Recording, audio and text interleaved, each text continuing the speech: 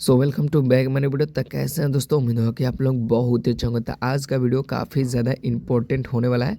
इस वीडियो को ध्यान से देखते रहिएगा। आज आपको बताने वाले हैं वृद्धा अवस्था पेंशन के नियमों में काफ़ी बड़ा बदलाव किया गया है, जो कि सभी लोगों के लिए इम्पोर्टेंट है जानना। यहाँ पे देखेंगे तो बताया जरा, वृद्धा अवस्था पेंशन के नियम बदले।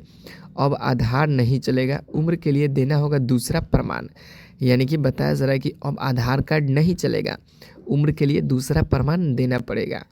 यहाँ बताया जा रहा है कानपुर में वृद्धा अवस्था पेंशन के नियम में बदलाव किया गया है। अब आधार कार्ड को आयु का प्रमाण नहीं माना जाएगा।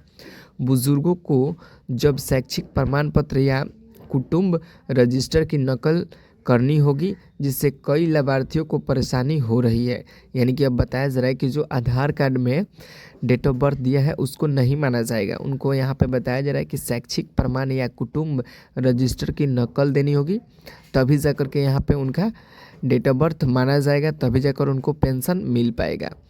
यहाँ पे देखेंगे तो बताया जा रहा है वृद्धावस्था पेंशन योजना में बदली व्यवस्था ने बुजुर्गों के लिए समस्या खड़ा कर दी है। बताया जा रहा है नई व्यवस्था के अनुसार अब आधार कार्ड को आयु का आधार नहीं माना जाएगा। यानी कि जो आधार कार्ड पर डेट ऑफ बर्थ रहता है उसको आयु का आधार नहीं माना जाएगा। बताया जा रहा है कि अब आधार कार्ड के स्थान पर बुजुर्गों को शैक्षिक प्रमाण पत्र या समाज कल्याण विभाग में जमा करने होंगे। यानी कि जो शैक्षिक प्रमाण पत्र होंगे समाज कल्याण विभाग में जमा करना होगा। उसके बाद बताया जा रहा है जिनके पास शैक्षिक प्रमाण पत्र नहीं होंगे उन्हें कुटुंब रजिस्टर यानी कि परिवार रजिस्टर की नकल देनी होगी। अब समस्या इस बात की है कि कहीं परिवार रजिस्टर में नाम अंकित नहीं है तो बड़ी संख्या में बुजुर्ग शैक्षिक नहीं है, जिससे शैक्षिक प्रमाण पत्र का होना भी संभव नहीं है। यानी कि यहाँ पे काफ़ी ज़्यादा बुजुर्गों को परेशानी हो रही है, जो ये नियम बदला गया है। और जो आधार कार्ड में डेट ऑफ बर्थ दिया है उसका मान्य नहीं हो रहा है।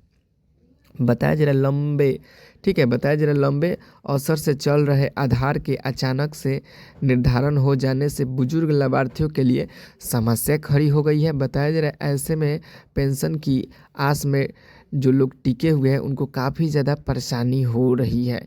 बताया जा रहा है आंकड़ों की माने तो जनपद में करीब 12,000 बुजुर्गों को एक साल में पेंशन नहीं मिली है, और अब नियम बदल जाने से संकट और भी गंभीर हो गई है।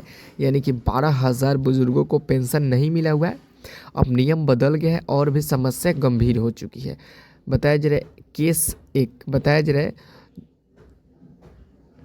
चौबेपुर से 68 वर्ष के सत्यनारायण मिश्रा विकास भवन की सीढ़ियाँ चढ़कर जैसे तैसे समाज कल्याण कार्यालय पहुँचे तो उन्हें पता चला कि उनकी बात सुनने के लिए अधिकारी कार्यालय में मौजूद नहीं है। कर्मचारियों से उन्हें पूछा कि जब पढ़े ही नहीं है तो शैक्षिक प्रमाण पत्र कहाँ से लाएं। यानी कि जो लोग पहले पढ़े ही नहीं है तो उनके पास शैक्षिक प्रमाण पत्र कहाँ से आएगा, ये भी काफ़ी गंभीर समस्या है। हालांकि उन्होंने दूसरे विकल्प परिवार रजिस्टर की नकल के बारे में बात कर विवाद खड़ा कर दिया। यानी कि वो जब पढ़े ही नहीं है तो शैक्षिक प्रमाण पत्र कहाँ से लेंगे आएंगे। तो यहाँ पर दूसरा ऑप्शन भी उनको दिया गया कि आपका परिवार की नकल रजिस्ट्री देना होगा। अब इस पर काफ़ी ज़्यादा बवाल मचा हुआ है। बताया जा रहा है 15 से 71 वर्ष की जगदोई अपनी नीति का सहारा लेकर विकास भवन पहुंची। उन्होंने कोई जिम्मेदारी अधिकारी उनकी समस्या को सुलझाने नहीं मिले। बताया जा रहा है कर्मचारियों ने बताया कि साहब बाहर गए हैं, पेंशन वाले पटना पर पहुंच चुके हैं। इस प्रकार से सभी लोग बहाना कर रहे हैं, उनके पास प्रमाण पत्र नहीं है। ब्लॉक में जाने के बाद, पंचायत में जाने के बाद कोई भी यहाँ पे सुनवाई नहीं किया जा रहा है। यानी कि जो भी बूढ़े लोग हैं उनके पास शैक्षिक प्रमाण पत्र नहीं है, क्योंकि पहले के लोग ज़्यादा पढ़े लिखे नहीं होते हैं, तो उनके पास नहीं है तो उनका पेंशन कैसे मिलेगा। और बताया जा रहा है कि परिवार से रजिस्टर यहाँ पे नकल जमा करना होगा, तो कुछ परिवारों का रजिस्टर का नकल होगा, कुछ परिवारों का नहीं होगा। तो इसमें काफ़ी ज़्यादा समस्या उत्पन्न हो रही है और सरकार को इसको सुलझाना पड़ेगा, क्योंकि कुछ लोगों के पास है, कुछ लोगों के पास नहीं भी है। अब यहाँ पे देखेंगे तो जो यहाँ पे संख्या है दे दिए गए। बताया जा रहा है जिले भर में वृद्धावस्था पेंशन के लाभार्थी की संख्या यहाँ पे दिए गए।